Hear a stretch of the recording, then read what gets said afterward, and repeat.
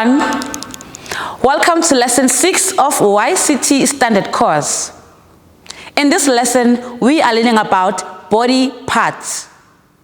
In today's lesson, we are learning about the face. Now, let's start. 头发 means hair. 头发 头发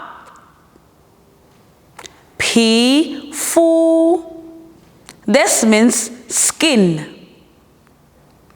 皮肤皮肤眉毛 This means eyebrows. 眉毛眉毛睫毛 This means eyelashes. 睫毛睫毛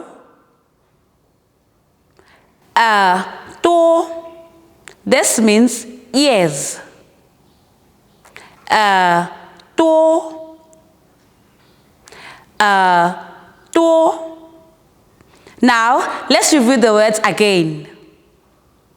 头发皮肤眉毛睫毛耳朵 This is the end of today's lesson.